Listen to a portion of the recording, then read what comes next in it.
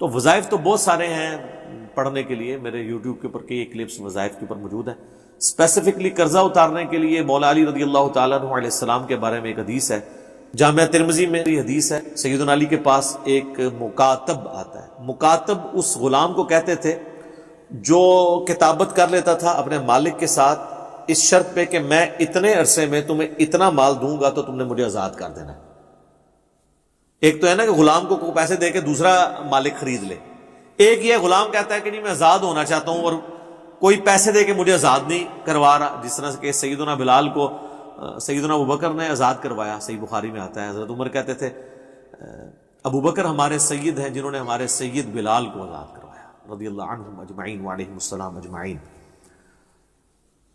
تو بعض اوقات غلام بھی اپنے مالک سے کہتا تھا کہ میں اتنے عرصے میں کمائی کر کے تمہیں اتنا مال دے دوں گا تم مجھے آزاد کر دو، یعنی جب غلامی کا سسٹم چل رہا تھا، اب تو یہ ایبسلیوٹ ہو چکا ہے، تو اسے کہا جاتا تھا مکاتب، یعنی جو کتابت کر لیتا تھا۔ تو ایک مکاتب سیدنا علی کے پاس آیا اور کہا کہ میں نے جو اپنے مالک سے کمٹمنٹ کی تھی کہ اتنا میں مال دے کے تو اپنی گردن چھڑوا لوں گا، تو میں تو وہ نہیں ادا کر سکا، تو مجھے آپ میری کوئی مالی مدد کریں۔ مولا علی نے کہاں سے مالی مدد کرنی تھی، وہ تو خود زہد کی زندگی گزار رہے تھے۔ تو انہوں نے کہا کہ میں تمہیں ایک دعا ایسی سکھا دیتا ہوں جو نبی علیہ السلام نے مجھے سکھائی تھی، اگر تیرا پہاڑوں کے برابر بھی قرضہ ہوا نا تو اللہ تعالیٰ تیرے لیے کوئی سبیل بنا دے گا۔ تو وہ دعا پھر انہوں نے سکھائی، اللہم اکفنی بحلالک عن حرامک، اے اللہ تو میرے لیے کفایت کر جا حلال کے مال کے ذریعے سے حرام سے مجھے بچاتے ہوئے، وَأَغْنِنِي بِفَضْلِكَ عَمَّنْ سِوَاكَ، اور تو مجھے غنی کر دے اپنے فضل سے اور اپنے سوا ہر ایک سے مجھے یعنی غنی کر دے، اپنا ہی محتاج مجھے رکھ۔ کتنی زبردست بات، اللہم اکفنی بحلالک عن حرامک وَأَغْنِنِي بِفَضْلِكَ عَمَّنْ سِوَاكَ۔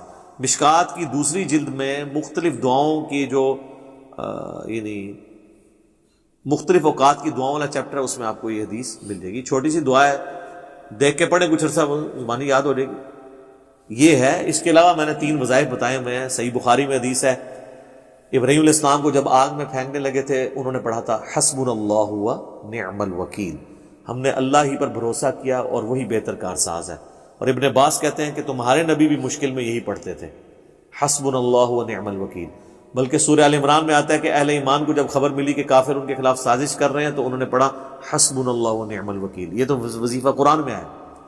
دوسرا وظیفہ ہے جامعہ ترمذی میں، اس کی روایت کمزور ہے، سنن نسائی الکبریٰ کے اندر اور المستدرک الحاکم میں، کہ نبی علیہ السلام ہر مشکل ہر پریشانی میں کہتے تھے یا حی یا قیوم برحمتک استغیث، اے خود سے زندہ ہر چیز کو تھامنے والے میں تیری رحمت کے ساتھ تیری مدد کا سوال کرتا ہوں۔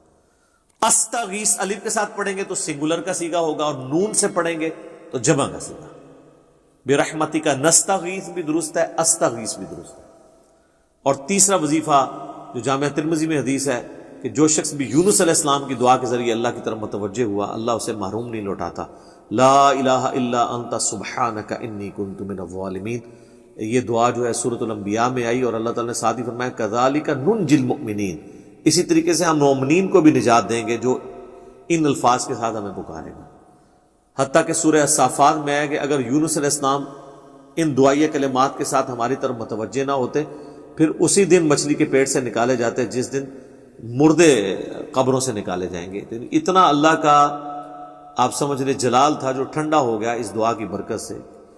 اور یہ دعائی کمال ہے، اے اللہ تیرے سوا کوئی معبود نہیں، تو تو پاک ہے نا، تو تو غلطی نہیں کرے گا، میں تو غلطی کروں گا، میں ہی مجرم ہوں، میں ہی ظالم ہوں، میں ہی گنہگار گار ہوں۔